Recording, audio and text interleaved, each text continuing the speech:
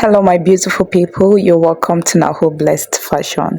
If today is your first time stopping by here, you're highly welcome. Please subscribe and turn on your notification bell to join this family, okay? If you're a returning subscriber, thank you so much for coming back. I love you all. Guys, today we are going to be making this beautiful dress, as you can see. Yeah, with the overlap, and yeah, I decided to put a cap sleeve for mine, and I decided to make mine longer. If you want yours shorter, you can make it shorter. If you don't want a sleeve, it's still fine, okay? Okay, my loves, if you haven't watched the tutorial to this upper bodice pattern, I'll leave the link in the comment section, in the description box, and also somewhere around here, okay? So you can watch it before coming back to this video, and you can watch it after watching this video. It's still fine, okay? So it's the pattern I use here. So I have cut out my pieces. I left half inch sewing allowance on the side to join those two pieces together, and I left half inch at the neckline. The center front is on fold, okay? Every other part is cut to two piece, but the center front is on fold. We are going to come back to that later. And I left half inch at the back neckline. For the down part, I am going to cut out the pattern for just the front. We're going to use it to cut out the back piece and the overlap, okay? So I have a starting line, and from there I'm going to mark my hip measurement and the dress length, okay? You're going to minus the upper part length so that you get the down part length. I hope that is clear. I'm going to create a straight line just like this. Next, at my waistline, I'm going to mark my waist measurement, divide by 4, and then I'm going to add 2 inch for my dart. The dart is not necessary at the front piece. You don't have to put that at the front piece, but you should put that for the back. So I already added that, okay? And then I'm going to add my sewing allowance. At the hip line, I'm going to mark my round hip measurements, divide by 4, and then I'll add my sewing allowance. I'm using 2 inch for the sewing allowance because I'm going to turn each piece with a lining, okay? So I need enough allowance for that. What I have at the hip line, I'm going to add 1 inch to that and then mark it at the dress length. You can make your down part penciled. For me, this is what I want. Next, I'll connect my hip to my waist and my hip to the dress length, okay? Try to have a nice curve here. And then for the dart, I'll mark my nipple to nipple measurements, divide by 2, and then mark 1 inch on both sides. And then for the length, I'll be using 6 inches, okay? Can use 6 inches or 5.5 inches, and then I'm going to connect it with a slant just like this. Next is to cut it out. The upper part will be the sewing allowance to join it with the upper part of the dress. So I left 1 inch allowance there. So like I said, you can make your down part penciled like you see in the thumbnail, okay? But I just want mine to be open at the down part. I'm going to use this pattern to cut the overlap, and I'll use it to cut the back piece and the front piece. I've used it to cut the front and the back piece, as you can see. For the front piece, I cut it on fold, okay? It's on fold, and for the back, I left 1.5 inch for zipper allowance. So this is my front, as you can see, it's on fold. I also notch my dart, okay, so I can know where to place my dart.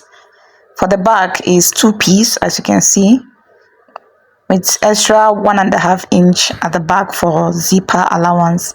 I also notch my dart too. To eliminate zipper bunch at the back, I'm going to come in by 1/2 inch at the waistline, and then I'll mark my hip line, okay, and then connect them with a slant just like this. This will eliminate the zipper bunch, okay? And then I'll cut it out. Guys, if you haven't liked this video, if you haven't subscribed, please do so. I beg you, okay?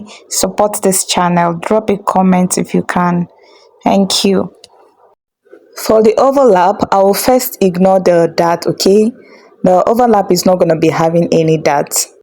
I didn't cut this pattern on fold. It could have been very easy to understand, but yeah, my overlap width is going to meet my second dart line. Okay, so I'm going to mark my waist divide by 4, and then add 4 inches. That's my nipple to nipple measurement divide by 4. Okay, that's 4 inches, and then I'm going to add half inch to turn it with a lining.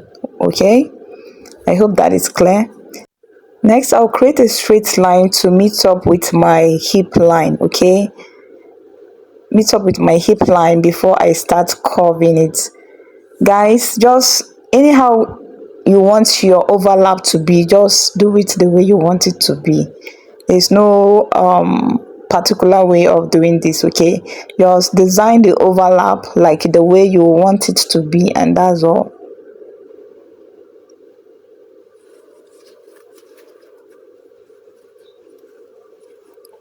So for me, I think I'm going to go with this. Okay,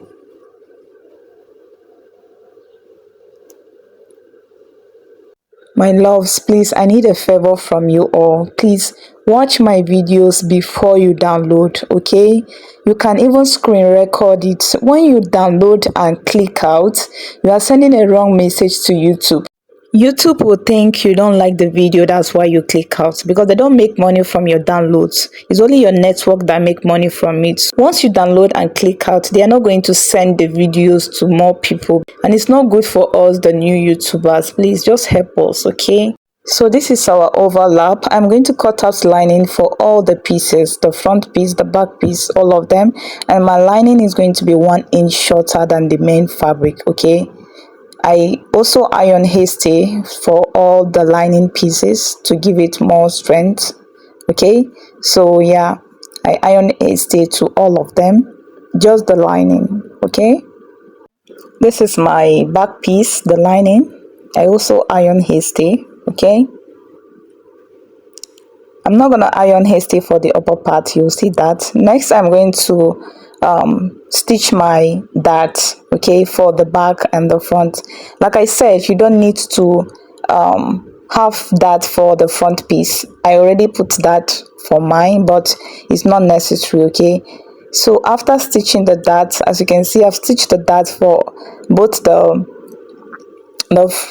lining and the main fabrics. After stitching my dart, I'm going to stitch it down at the down part with half an inch, just the down part, all the pieces. I'm going to stitch it on the down part, so place it right side facing with the main fabric, right side facing, and stitch the down part. Make sure the length is the same at the down part before you stitch. Remember, the lining is 1 inch longer, right? But make it equal before you stitch. I'll do the same thing to the overlap. Place it right side facing, stitch the down part with half an inch. I hope that is clear. After stitching it with half an inch, as you can see, I'll iron it down, and then I'll turn it to the wrong side. Make sure it's the same length from the waist, okay, and then stitch it down with half inch.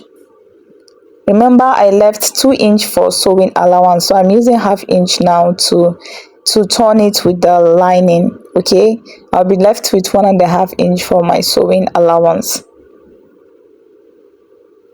As you can see now, the fabric is going to be 1 inch longer than the main fabric, and that is what than the lining, and that is what we want. Okay, as you can see, our lining do not start the same length with the fabric. What's wrong with my voice? So I'll stitch it down with half inch, all of them.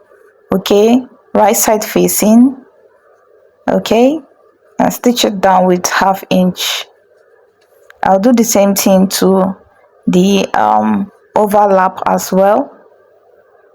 I'm pinning it down so you can see what I'm doing. Okay, I'll just go over to my sewing machine and stitch it down with half inch on both sides. This is my overlap. I'll do the same thing. Okay, right side facing right side. Make sure the length is the same from the waist. Stitch it with half inch. Okay guys, I've stitched all the pieces with half inch. I'll turn it to the right side now and iron it down. Okay, this is one of the back piece. So I'll turn all of them to the right side and give it a very good press. Okay, as you can see now, my lining is not the same length with the main fabric, and that is what I want. Okay, as you can see, the fabric is longer than the lining.